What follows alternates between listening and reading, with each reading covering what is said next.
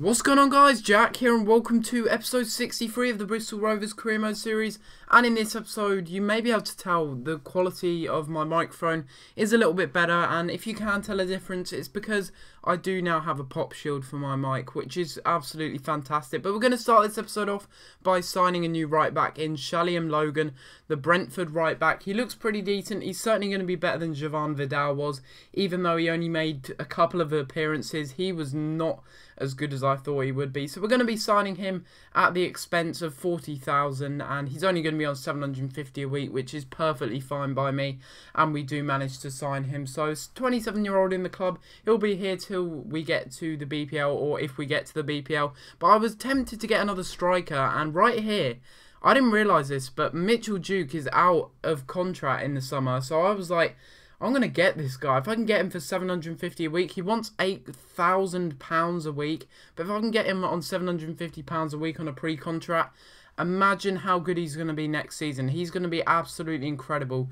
He's already about 74 overall, I think, as I did scout him previously, and he's got some incredible physical stats, as well as finishing as well. He's going to be the #1 striker next to Ryan Brunt next season, if we do manage to sign him. But we do have competition from Crystal Palace. But anyway, we're going into this game, and we are simming it, of course, because it is the transfer window, and I don't usually like to play these games, so I decided to sim it. And if I'm right in saying, I think Swindon are a League 2 side, but we did struggle against them. Wright did get injured, but luckily Doyle and Brunt's goals sealed the deal, and we did manage to win that game 2-1, just about getting the win there. And in the next round of the FA Cup, we're hopefully going to come up against another easy opponent. That would be fantastic, because the FA Cup does bring in a lot of good finances for us, as we are quite a small club. But you can see there that we do get the pre-contract offer accepted for one striker that I was going in for, just in case I couldn't get Mitchell Duke, and that was AJ Leitch Smith, I think his name is. And I was also interested in John Taylor as well, the right midfielder from Shrewsbury.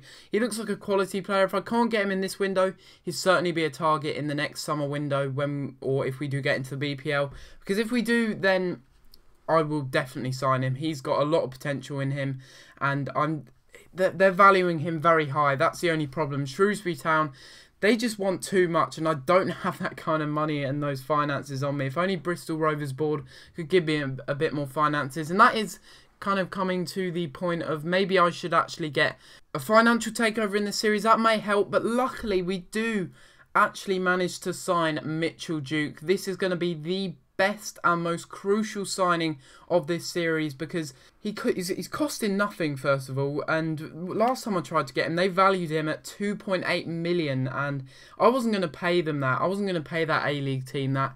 And in the end, we do manage to pick him up on the free. He wanted £8 a week. We managed to get him up on, I think, yeah, it was £750 a week, which is an absolute bargain. The only problem is next season, if he does want a new contract, we're going to be splashing the cash, because he's going to want over £8 a week, because he's certainly going to grow by the time he does get to Bristol Rovers in the summer window. But we were trying to sign a few more players. Derby was interested in Almeida Santos.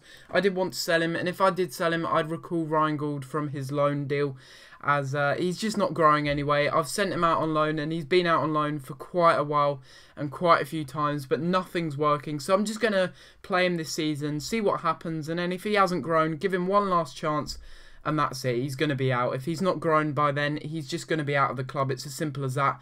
I'll probably end up signing another player, maybe Valentino Lazaro. I'm very interested in signing him. He looks like a great Austrian playmaker, but I was still interested in signing a couple of players, because you saw there that Derby did accept the offer for Almeida Santos. So I was going in for Tim Payne. I've been going in for him in the past. I'm pretty sure he plays for Blackburn in real life. I'm not sure though, but for some reason he's on the free agents list, so I decided to try and pick him up. He's on £3 a week. That's the only problem. Probably one of our most expensive players with regards to wages per week, but hopefully he'll be a good signing.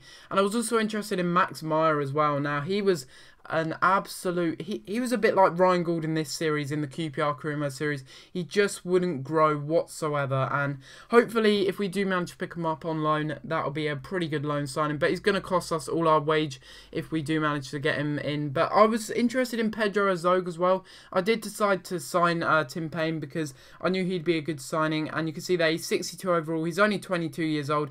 got a lot of growth in him. He's got really good passing on him, and he's going to be a perfect central midfield cover for John Joe O'Toole. And I also got Pedro Rizzo, the poor man's buy in career mode last year, and it's the same this year.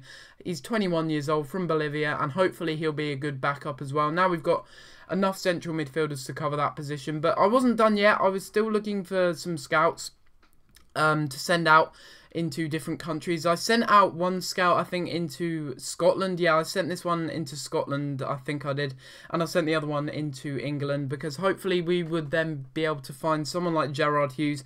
Because with these one-star scouts, that's very rare of finding someone like Gerard Hughes or Frank Doyle. But hopefully we can find that kind of player again, and if we do, that'd be fantastic for this series, because it's all about youth players this series, developing them, as well as Shaquille Hunter. I do class him as a youth player because he doesn't really have a face, although he is a real life player. But anyway, we're going into this game first of all in this episode. I know we haven't played many games in this episode so far, but we are going into this one, and I apologise, I really do apologise, because this is quite a rushed episode. And you can see we got Logan in the starting 11 in this game, because Michael Smith was very tired, as well as Belek at the left back, the young Cameroonian.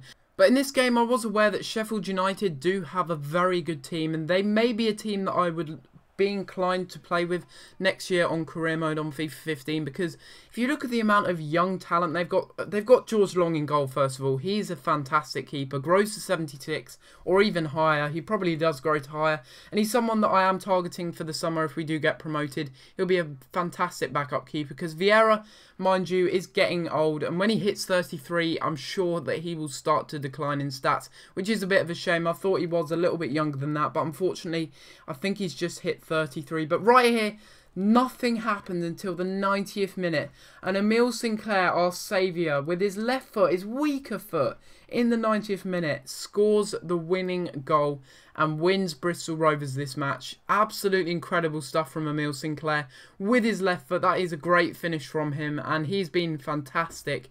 He's someone that I'm definitely not going to sell. No matter how old he is, and no matter how long this series goes on for, he's never going to leave this club. He is a saviour. He's such a good player alongside Ryan Brunt.